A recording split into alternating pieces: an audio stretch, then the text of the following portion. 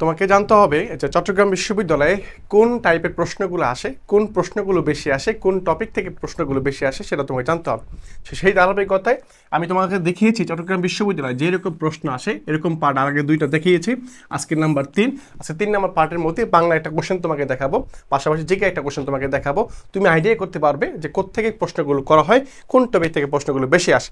দেখি আমরা, দেখো আমার প্রথম প্রশ্ন হচ্ছে নাগরিক কবি উপাধিটি নিচের কোন কবির জন্য প্রযোজ্য। অর্থাৎ এই প্রশ্নটা করা হয়েছে কবিদের যে সাহিত্যিক নাম আছে, অর্থাৎ সাহিত্যিক যে ছদ্মনাম, ছদ্মনামগুলো আছে, এই ছদ্মনামগুলো থেকে তোমার হচ্ছে পরীক্ষা প্রশ্নগুলো আসছে। তাহলে দেখো এখানে বলা হয়েছে নাগরিক কবি। কারণ নাগরিক কবি অবশ্যই একজন লেখকের ছদ্মনাম আছে, এবং সেই লেখকের নামটা কি এখানে অপশনগুলো দেওয়া আছে। তোমরা যারা জানো তারা একটু জাস্ট কমেন্ট করে আমাদের একটু জানাবা। দেখো তাহলে আমি বুঝতে পারলাম যে এই প্রশ্ন আসছে সাহিত্যিকদের ছদ্মনাম থেকে। এখন দেখি কিছু সাহিত্যিকদের ছদ্মনাম আমাদের দেখে নিই, যাতে পরবর্তীতে পরীক্ষা আসলে তুমি পারো। দেখো খেয়াল করো, এখানে কিছু সাহিত্যিকদের আমি ছদ্মনাম দিয়েছি, সেটা কি একটা হচ্ছে নাগরিক কবি, যেটার অপশন প্রশ্নের উত্তর ওখানে দেওয়া ছিল। দেখো শামসুর রহমান হচ্ছে নাগরিক কবি, ওনাকে বলা হয়। কিশোর কবি বলা হয় সুকান্ত ভট্টাচার্য। 18 বছর বয়স, কবিতার যে রচনা করছে সেটা হচ্ছে সুকান্ত ভট্টাচার্য।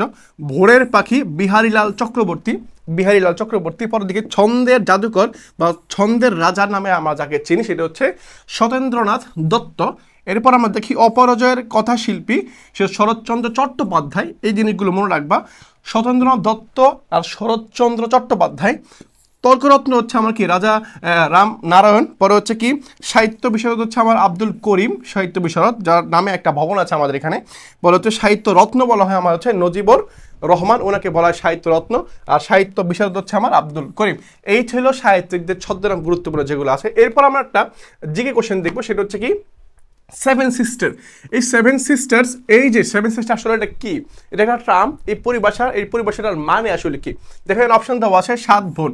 সেভেন সিস্টার মানে কি 7 বোন, নাকি ভারতের 7টি অঙ্গরাজ্যকে বোঝায়, নাকি 7টি নদী বোঝায়, নাকি সাকৃতুভুক্ত একটি দেশ, মানে এরকম সার্কভুক্ত একটি দেশ আর কি, এটা বোঝায়।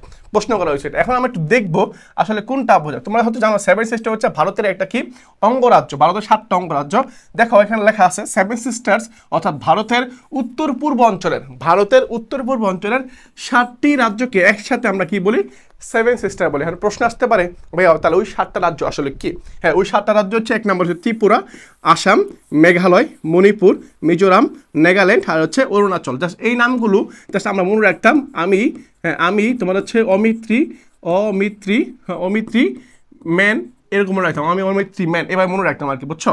আতে আসাম, মিতে মিজোরাম, অতে অরুণাচল, এই মিতে মেঘালয়, ম্যাতে মেঘালয় আর কি, তিতে ত্রিপুরা, এটা হচ্ছে মিজোরাম, তোমার হচ্ছে মণিপুর আর হচ্ছে নাগাল্যান্ড। এভাবে আমরা নামগুলো মনে রাখতাম। তো এই যে সেভেন সিস্টার যে অঞ্চলগুলো আছে এগুলো পাশাপাশি সাহিত্যের ছদ্মনাম, এগুলোতে পরীক্ষা প্রশ্ন আসে, আমার বানানো না, তোমরা দেখে রাখবা।